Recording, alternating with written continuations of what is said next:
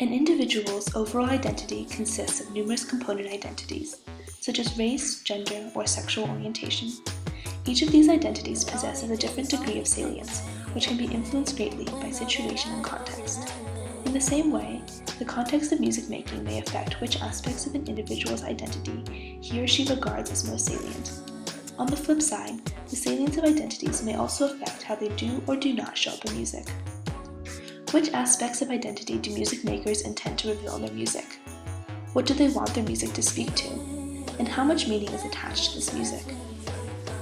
Through speaking with 3 Emory students who are also musicians, I hope to learn a little bit about their personal experiences with music and how their music making is intertwined with their identities.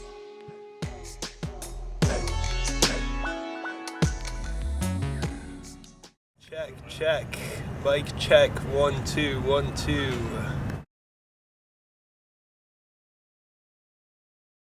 I'm Matt. I'm a guitar player and a producer. Lately been focusing on electronic music production, I guess, with I guess you could call my style like more experimental, ambient type hip hop, beats, like stuff like that. Still really trying to find my niche, but I'm working hard on that. So I go by Zaire. It stems from my middle name. This middle name is spelled Z-I-E-R-E, Zaire. This artist name is Zai, Z-A-I, Air. My middle name means Central River of Life. The name Zaire means in the state of air. So like the transition is kind of like from water to air, from like a rush to like constant change sort of thing. I am about to graduate from Emory University. I'm 20. I started here 2 years. I skipped 2 grades. And I love music. I love art. I love culture. I love people. I grew up in Boise, Idaho, and then moved to Saudi Arabia, and I started playing music in Boise. I've been playing guitar since I was 5, so for the last 17 years. And I've been singing maybe for 10, something like that. And I've always played classical guitar. That's been my main thing, and I just started singing when I was in 6th grade or so and started writing my own music, and that's when I kind of got into the singer-songwriter scene and continued with that. I've played in a few bands in high school, and then at Emory I've played in my band Roscoe.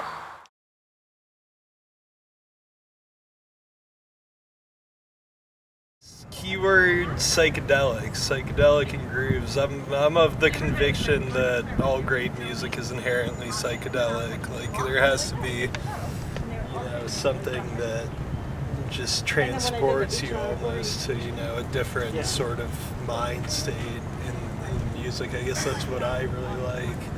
So I always try to pay a lot of detail into like creating a whole, soundscape besides for just the beats,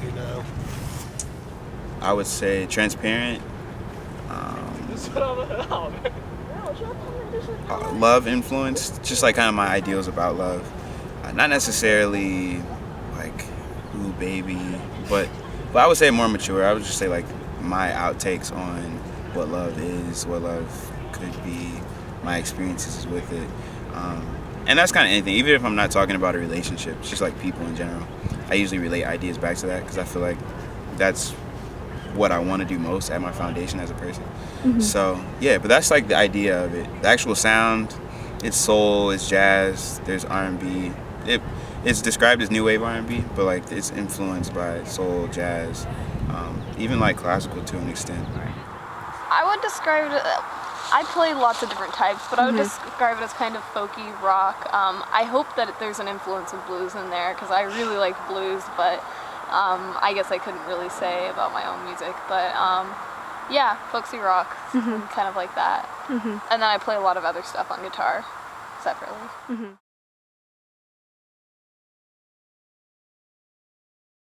What I like about making electronic music in general is just you have so much control over the quality of each individual sound versus in playing an instrument you do have some control over the sound, but it's mainly about melodic, what you can procure out of that instrument. Whereas I like the whole sculpting sounds and soundscape things. I just loved it. Like in terms of like if I was sad, anytime I was upset, or if I was inspired, I think music was like something that I went to, and that was important for me to notice because then it helped me to understand that like when you're passionate about something, typically, whether you're happy or sad, you might fall into that passion. So it also helped me to be able to connect to other people a little bit better and like even help other people discover their passions too. So that's nice.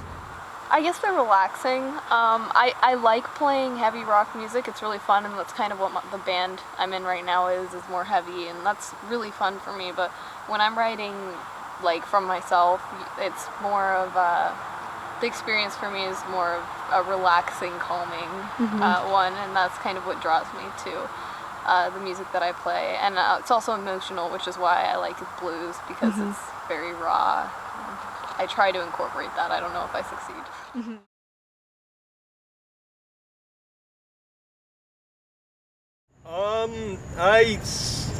There's something that's just draws me to it like nothing else. It's not even really about like, making it, making a lot of money or making it big. Like obviously that would be nice, but there's a quote from the guitarist of Sonic Youth, who's one of my favorites, Thurston Moore, that if you like start a band looking just to get famous and make a lot of money, that's the wrong impetus. For me, it's just like about learning everything I can about it and like trying to just make a good product, make that psychoactive music to take people to a different place, I guess. It's expression. It's expressive. I also feel like music and art in general are great ways to reach people and to engage with people without certain barriers that are up through regular conversation. So if I like approach you and talk to you about like, I don't know, people usually don't want to get super deep, but in a song, it already touches on certain places that like they won't like openly express normally. Also like when I do a concert, like even if it's not a concert, but it's a creativity session, because like I'm putting myself out there, people also are typically more likely to do the same. So it's almost like I'm creating a culture of transparency, and like it's cool, So I like it. I don't have much of a external motivation. I like playing, and I'll just vamp chord progressions, and then I'll write a little tune. And that's just, it's something I do sort of when I'm meditating, when I'm not doing work or anything. I don't have any external goal to writing it. Sometimes when I do start working on lyrics, because I always do lyrics after, when I do start working on lyrics, sometimes my goal becomes maybe politically motivated or something, where I'm like, well, I want to say this, but that's not what starts this writing process for me.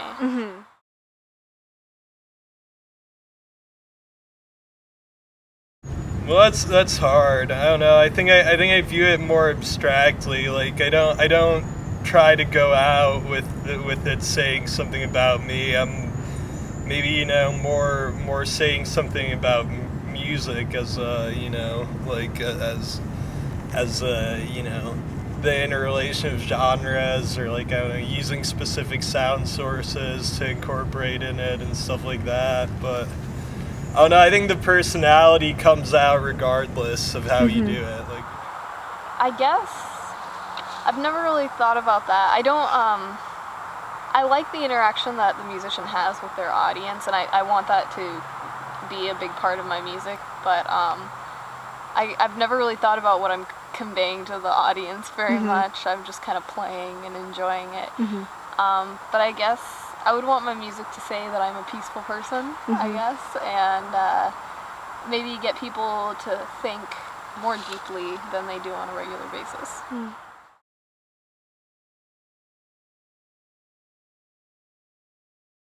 I guess probably global citizen, just because of how I grew up, like moving around a lot from between like all sorts of different countries, and my parents even started a little bit before I was born, so I'm sure that probably had the biggest like impact in shaping my identity as opposed to anyone else's as a more like uniqueness factor.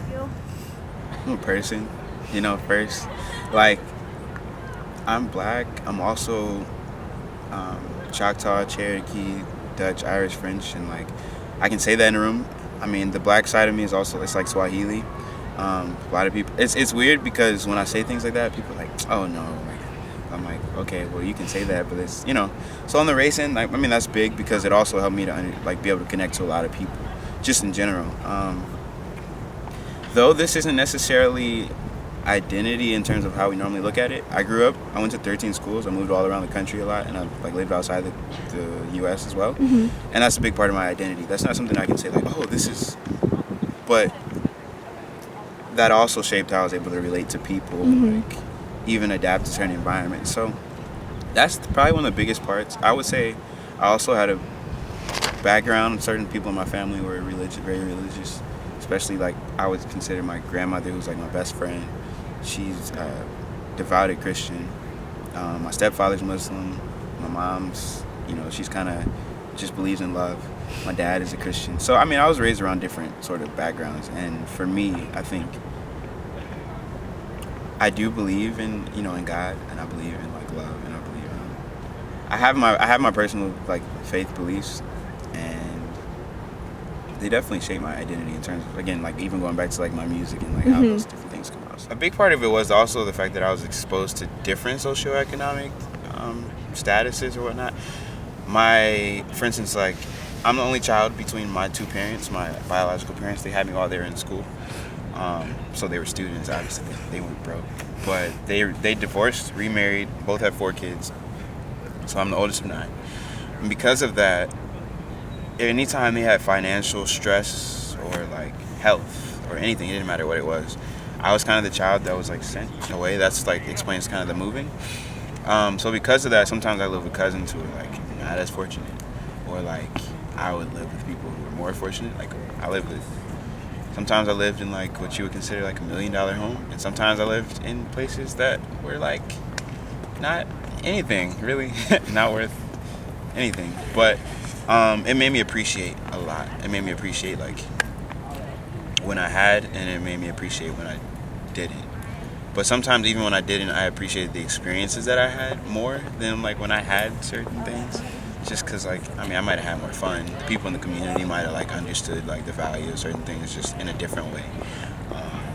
So yeah, that had like a lot to do with like my identity. I would say my values would be my primary aspect of my identity, what's important to me. And secondary, I guess you could say geographic location, although I've moved around a lot, so I kind of am from a lot of different places. But I still think that they're a very big part of my identity. The cultures that I grew up in are absolutely a big part of my identity. I think that it's given me a very unique perspective. I think that I've been really fortunate to be able to experience a lot of different cultures, and I thank my parents for that. But I've been able to see things about a culture. Well, okay, take Saudi Arabia, a culture very negatively stereotypes in the American culture in general. I've been able to see aspects about that culture that nobody else would understand and say, wow, women covering up and men covering up is actually a beautiful thing as opposed to sexism. Now, obviously, there are sexist elements of it. Like, I'm not going to argue with that, but you can really look at things from another culture's perspective, which I think is very difficult for people, more difficult than they think. And I've definitely had that benefit. And now that I am in America, I can look at American culture a little bit more objectively, I think. I don't want to make angry music. I don't want to give negative vibes. And so I would definitely say that idea in my head, whether consciously or not while I'm writing, has an effect on what I write. I would absolutely say that my identity flows into my music very smoothly.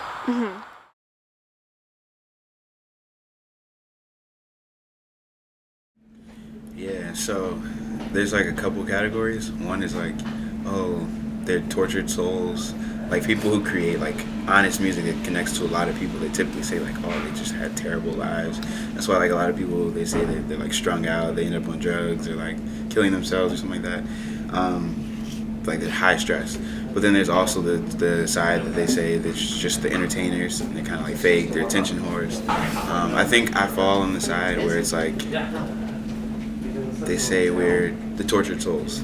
I would never say I'm an attention whore, so that's why I say that. Also, I put myself more on the art side than the entertainment line, which is a totally different conversation. But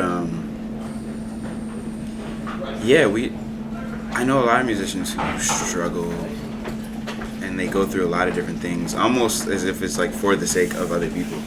If you can like take that energy and put it out in that way, because a lot of times if you're not able to express it, like it just becomes problematic. But at the same time, once you express it, sometimes you fall into this exploitation of like people like almost misusing it. You know what I mean? Like not taking it seriously, like you as a person. So I mean, I don't know. There's stereotypes of a lot of things. I feel like I just kind of live regardless. So. I might not be taken as seriously in my scientific lab, but I think that music, I actually have argued this at Emory a lot. I think that all the arts are very important to scientific understanding and vice versa. And I would really like to see a much greater integration instead of kind of the cuts that we've been seeing. I would like to see a really full integration of both, because I'm not a artsy person. Bothers me just as much as the phrase "I'm not a science person," which is one of my pet peeves. So I would absolutely say that that my music that will create stereotypes, but also ones that I don't think it needs to create.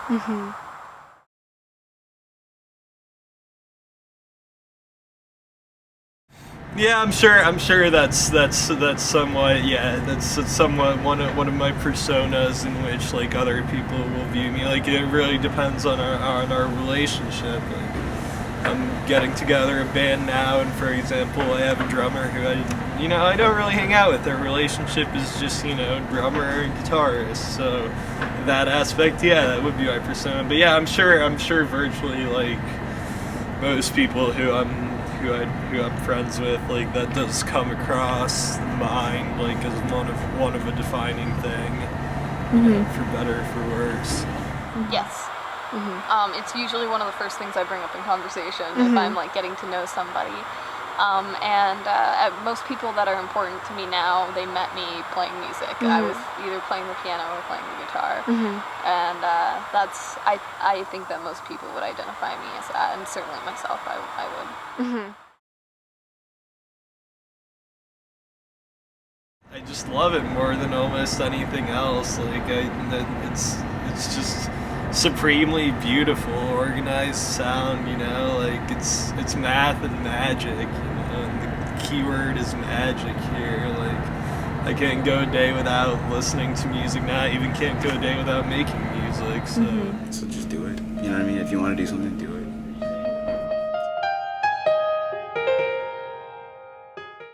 Speaking with these musicians was a truly rewarding and eye-opening experience.